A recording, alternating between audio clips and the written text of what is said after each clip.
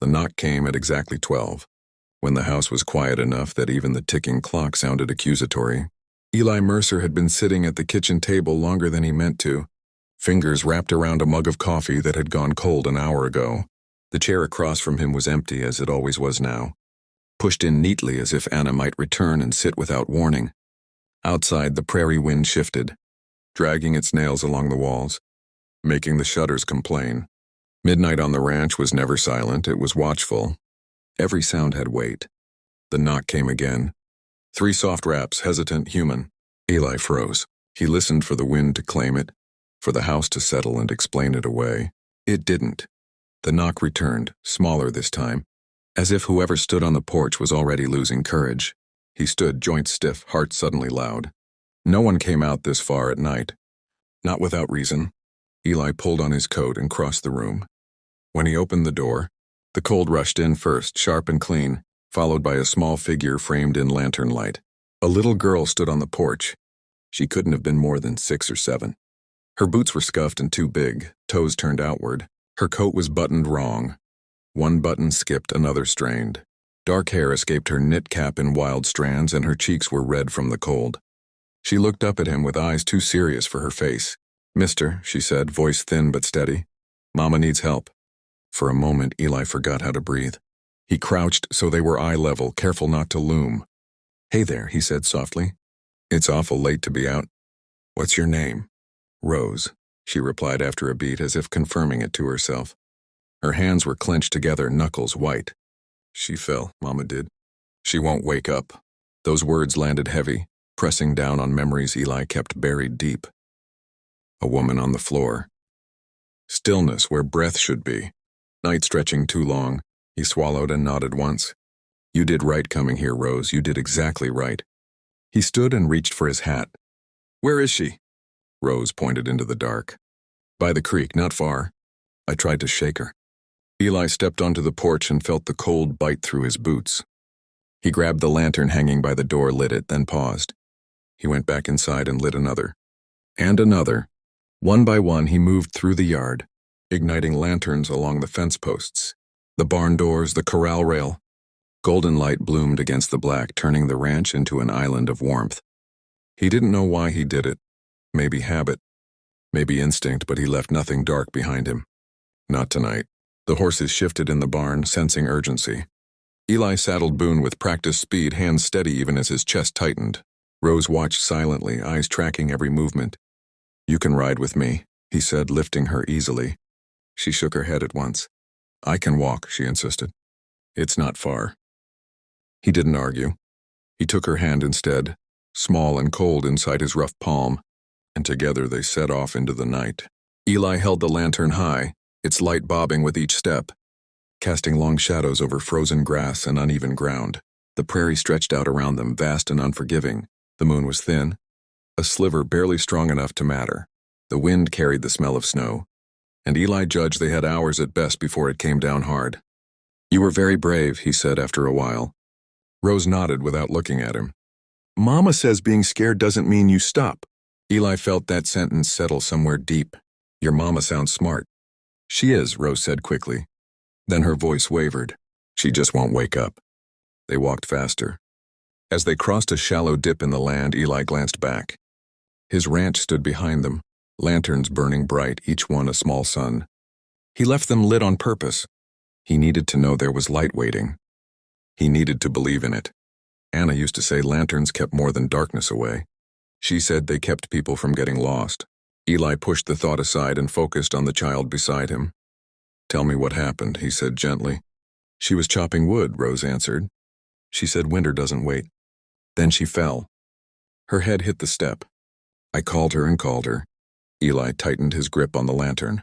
A head injury, cold, time slipping. They reached the creek at last, its dark ribbon whispering beneath thin ice. The cabin sat low against the earth, one window faintly glowing. Smoke barely crawled from the chimney. Eli's heart sank and surged at once. "Stay close," he told Rose. They rushed to the door. Inside, the air was cold and smelled of iron and sickness. A woman lay on the floor near the hearth, her skin pale, lips tinged blue. Eli dropped to his knees at once, setting the lantern down. He checked her pulse there, weak but present. He exhaled sharply. "She's alive," he said, loud enough for Rose to hear. "You did good. You did real good." Rose sank onto the floor, relief crashing over her like sleep. Eli moved fast now, lifting the woman carefully, stoking the fire, working against the night that had already taken too much from him once. Outside the wind howled, but inside lantern light held. And for the first time in a long while, Eli Mercer felt like midnight hadn't won yet. The fire caught with a low, hungry sound. Flames licking up the dry wood. Eli fed it. He worked quickly but not wildly, moving with the calm of a man who had learned that panic wasted time. He eased the woman onto the narrow cot, sliding a folded blanket beneath her head and another over her legs. Her skin felt wrong, too cool, too still. He leaned close, listening for breath. It came, shallow and uneven, like water struggling through a clogged pipe. "Rose," he said softly, turning toward the girl who stood frozen near the door. "I need you with me now." She nodded at once, eyes wide but focused. "Bring me water from the bucket. Then every blanket you can find." Rose moved fast and silent, small boots thudding across the wooden floor. Eli pulled off the woman's coat and checked the back of her head. His fingers came away dark with blood already tacky. He pressed a clean cloth to the wound and held it there, counting breaths, measuring the space between them. Outside, the wind shoved at the cabin, testing it. "Stay with me," he murmured to the woman, though he didn't know if she could hear him. "You're not alone." The kettle began to sing. Eli poured warm water into a basin and cleaned the blood away as gently as he could. The woman's face twitched, a faint reaction that sent a jolt through him. He adjusted the cloth, bound it with a strip torn from an old sheet, and checked her pulse again. Still there, still fighting. Rose returned with blankets stacked higher than her chin. "Good," Eli said. "That's perfect." They layered the woman carefully, building warmth the way you built a wall, slow, deliberate, solid. Eli rubbed her hands, coaxing life back into stiff fingers.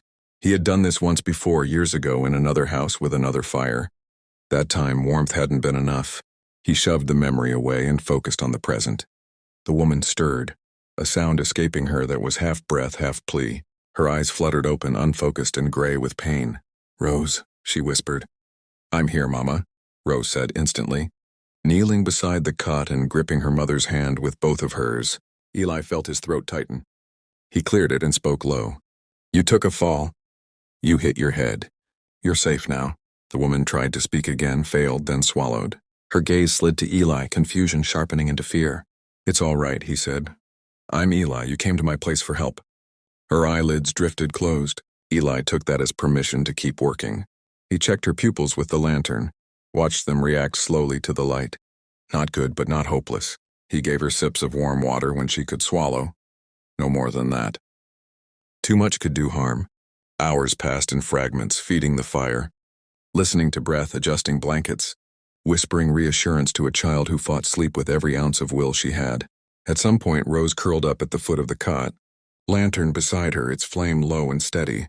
She slept with one hand, still hooked in her mother's blanket, as if afraid she might drift away. Eli sat in the chair near the hearth, boots still on, hat on the floor by his feet. Dawn crept in slow and pale through the single window, turning smoke to silver.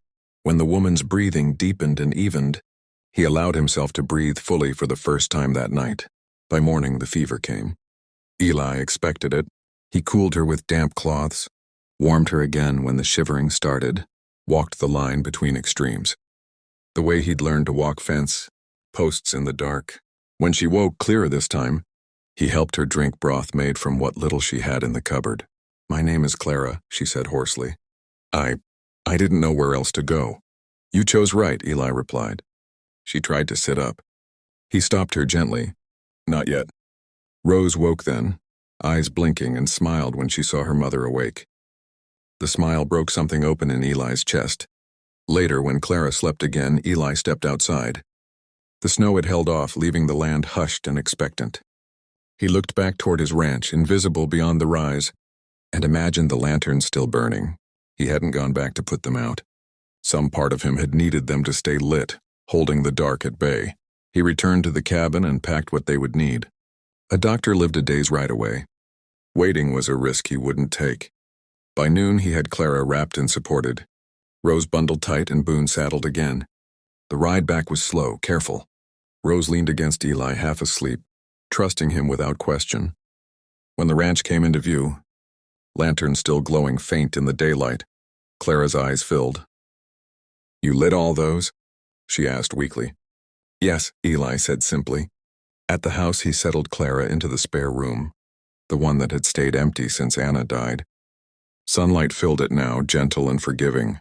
He sent a hand to fetch the doctor, cooked what food he could, and kept watch.